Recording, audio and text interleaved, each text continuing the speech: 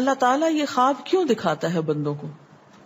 اور یہ ایک ایسا عمل ہے کہ جو انسان جس پہ قابو نہیں پا سکتا، جو انسانی ڈسکوری سے باہر ہے کہ ایسا کیوں ہوا. آپ دیکھیں کہ انسان دو چیزوں کا مجموعہ ہے، ایک اس کا جسم ہے اور ایک اس کی روح ہے. جہاں یہ دونوں آپس میں ایک دوسرے سے موافقت کرتے ہیں، ایک دوسرے کے ساتھ کوآرڈینیٹ کر رہے ہیں، وہاں یہ ایک دوسرے سے کشمکش بھی کرتے ہیں. بعض اوقات جسمانی خواہشات روح پر غالب آ جاتی ہیں، بعض اوقات روحانی کیفیات جسم پر غالب آ جاتی ہیں. عام طور پر دن میں جب ہم دنیا کے کام کر رہے ہوتے ہیں تو ہمارا جسم ایکٹیو ہوتا ہے، اور اس کا نتیجہ کیا ہوتا ہے کہ روح کی جو کار فرمائی ہیں وہ ذرا لو ہو جاتی ہیں. رات کو جب ہم سوتے ہیں اور جسم ہمارا بالکل بے حس ہو جاتا ہے تو پھر روح جو ہے وہ ابھر کر آتی ہے، اس کی کار فرمائی بڑھتی ہے، وہ زیادہ ایکٹیو ہو جاتی. پھر آپ کو قرآن کی وہ آیت بھی یاد ہوگی کہ جس میں اللہ تعالیٰ فرماتے ہیں کہ جب انسان سوتا ہے تو ہم اس کی ایک روح لے لیتے ہیں، جس کو زندگی دینی ہوتی ہے وہ واپس لوٹا دیتے ہیں، ورنہ جو دوسری باقی ہوتی وہ بھی لے لیتے ہیں. اب یہ جو روح نکلتی ہے نا ایک ہمارے جسم سے، تو یوں لگتا ہے کہ جیسے وہ مختلف جگہوں پہ وانڈر کرتی ہے، یعنی گھومتی پھرتی، اور بعض اوقات دور دراز پہنچ کے مثلا کسی مردے سے جا ملاقات کرتی، کیونکہ روح تو ایک لطیف چیز ہے نا. جب ماں کے پیٹ میں بچے کے اندر آتی ہے تو کوئی پتہ نہیں چلتا، جب نکل جاتی ہے تو کوئی پتہ نہیں چلتا. اسی طرح روح دیواروں کے پار بھی چلی جاتی ہے. قرآن پاک میں آتا ہے نا کہ اینما تکونوا یدرککم الموت ولو کنتم فی بروج مشیدہ، یعنی اگر بالکل ساؤنڈ پروف اور ہوا پروف جگہ پر بھی کوئی چیز رکھ دی جائے تو کیا ہوگا؟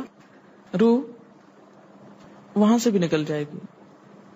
یعنی روح کے لیے یہ مادی چیزیں رکاوٹ نہیں ہے.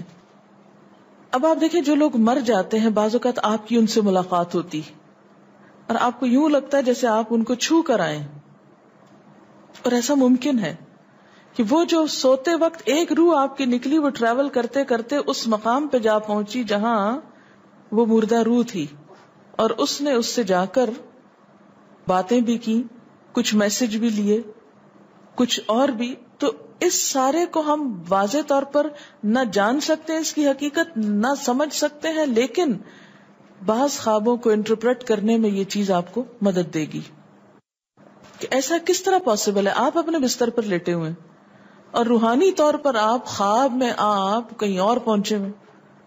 بعض اوقات آپ دیکھتے ہیں کہ میت آپ کو کوئی چیز دے رہی ہے، میت رو رہی ہے، میت خوش ہے، آپ اس کو دیکھتے ہیں وہ بڑے باغ میں بیٹھی ہوئی ہے. یہ آپ نے کہاں سے دیکھ لیا؟ آپ تو بستر پہ لیٹے ہوئے تھے. تو وہ جو ایک شعور سوتے وقت نکل جاتا ہے، جسم سے الگ ہو جاتا ہے، وہ ٹریول کر رہا ہوتا ہے ایک طرح سے، اور وہ ایسی جگہوں پر اللہ کے اذن سے ہی پہنچ جاتا ہے اور اس کو وہاں کی معلومات مل جاتی ہیں. اچھا آپ کو یاد ہوگا وہ قصہ جو شہیدوں کا واقعہ میں نے آپ کو سنایا تھا، عراق میں جو صحابہ کرام کی قبروں میں سے ان کو نکال کر دوسری جگہ پر دفن کیا گیا. آپ نے دیکھا کہ مستقل کنٹینیوسلی 3 دن خواب آیا ایک شخص، جب اس نے اگنور کیا تو بادشاہ وقت کو خواب آیا، مفتی اعظم کو خواب ہے، اور مسلسل خواب میں وہ اپنا میسج کنوے کر رہے ہیں کہ ہمیں وہاں سے نکالو، ہماری قبروں میں پانی آ گیا. اور یہ بالکل سچا واقعہ ہوا، دنیا نے جس کا مشاہدہ بھی کیا. تو پھر آپ اس کو کیسے انٹرپریٹ کریں گے؟ وہ شہداء کہاں ملے تھے؟ تو بات یہ ہے کہ جیسے ہماری روح ٹریول کرتی ہے، کہیں ایسی جگہ جا پہنچتی ہے تو ہو سکتا ہے کہ وہ اس مقام تک جا پہنچی ہو. یہ شہیدوں کی روح تو آزاد ہوتی ہے، ان کو اجازت مل گئی ہو کہ وہ ان لوگوں کی روح سے جا ملے، کیونکہ سجین قید خانے میں تو ہوتی ہے نا وہ روح جس کو مجرم روح جو ہوتی، لیکن جو مومن کی روح ہے، خاص طور پہ شہداء کی روح ہے، تو جنت میں کیا کر رہی ہوتی ہے؟ گھوم پھر رہی ہوتی، کھا پی رہی ہوتی. تو یہ بالکل ایک سچ ہے اور حقیقت ہے کہ بسا اوقات انسان خواب میں ایسے لوگوں سے ملاقات کر کے ان کے حالات کو جان لیتا ہے کہ ان پہ کیا گزر رہی. مثلا ان کو عذاب ہو رہا ہے. یہ عام بات ہے نا کہ میت کو جس حال میں دیکھو اسی حال میں ہوتی ہے.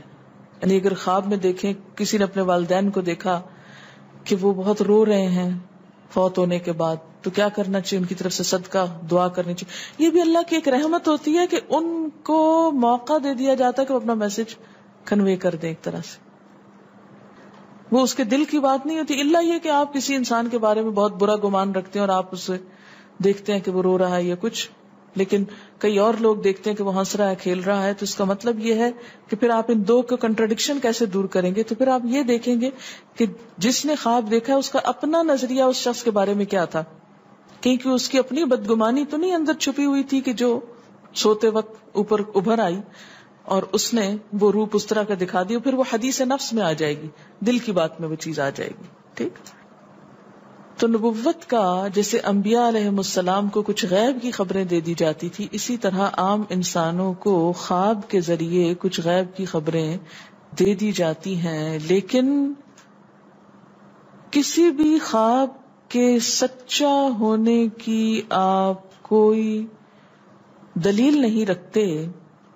ایز سچ واضح بات یہ نہیں کہہ سکتے کہ میں نے جو خواب دیکھا وہ بالکل سچ ہو جائے گا، یہ آپ دعویٰ نہیں کر سکتے.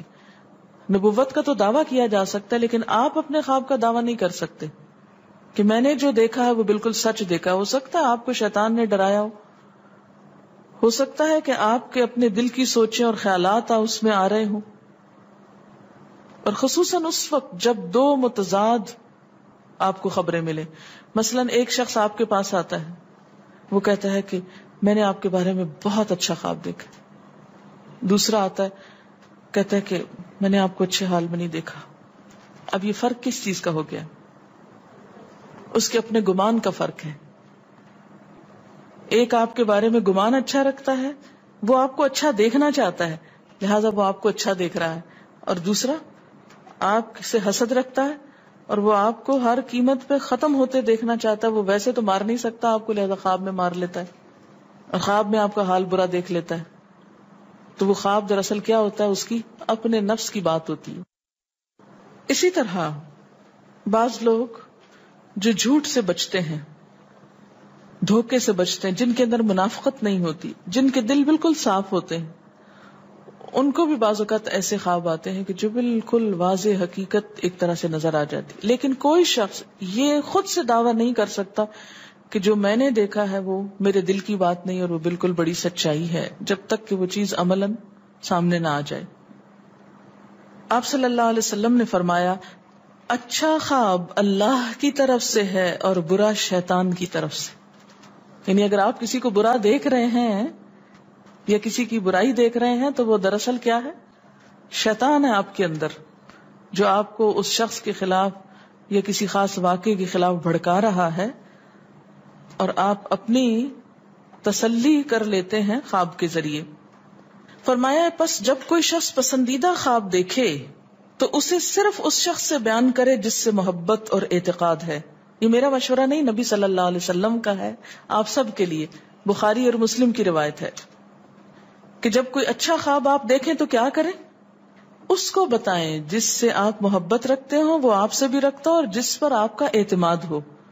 جیسے حضرت یعقوب علیہ السلام نے کیا کہا تھا بیٹے کو کہ مجھے تو بتا دیا، بھائیوں کو نہیں بتانا. اور جب مکروہ خواب دیکھیں تو حق تعالی سے اس خواب کے شر اور شیطان کے فتنے سے پناہ مانگے. جب برا خواب دیکھیں تو اس خواب کے شر اور شیطان کے فتنے سے پناہ مانگے کہ شیطان بہکانے لگا انسان کو. اچھا آپ دیکھیں کہ بعض اوقات یہ ہوتا ہے کہ جسے ہمارا کسی سے اختلاف ہوا ہے، عقیدے میں، گھر کے جھگڑے میں، کسی ذاتی اس میں، تو ہم کمزور ہوتے ہیں، مجبور ہوتے ہیں، اس کو کچھ کہہ نہیں سکتے. تو پھر ہم بعض اوقات اپنی تسکین کیسے کرتے ہیں؟ خوابوں میں کرتے ہیں. مثلا ایک لڑکا کسی سے شادی کرنا چاہتا ہے اور وہ کر نہیں پاتا، اس کو وہ رشتہ مل نہیں رہا، تو وہ خواب میں دیکھتا ہے کہ اس کی شادی اس سے ہو گئی ہے، اس لڑکی سے. تو بعض خوابوں کی نوعیت بس صرف اتنی ہوتی، اس سے زیادہ اس کی حقیقت نہیں ہوتی. اچھا بعض اوقات جیسے کسی سے ضد ہے، عداوت ہے، دشمنی ہے آپ کی، اب آپ اس کو خواب میں برا دیکھ رہے ہیں، اس کی برائی دیکھ رہے ہیں، تو یہ دراصل کیا ہے؟ شیطان کا شر ہے جو آپ پہ غالب آ گیا ہے. آپ اس کی برائی چاہتے ہیں، ویسے کچھ کر نہیں پاتے، مجبور ہیں آپ، تو آپ خواب کے ذریعے وہ اپنی تسلی کر لیتے ہیں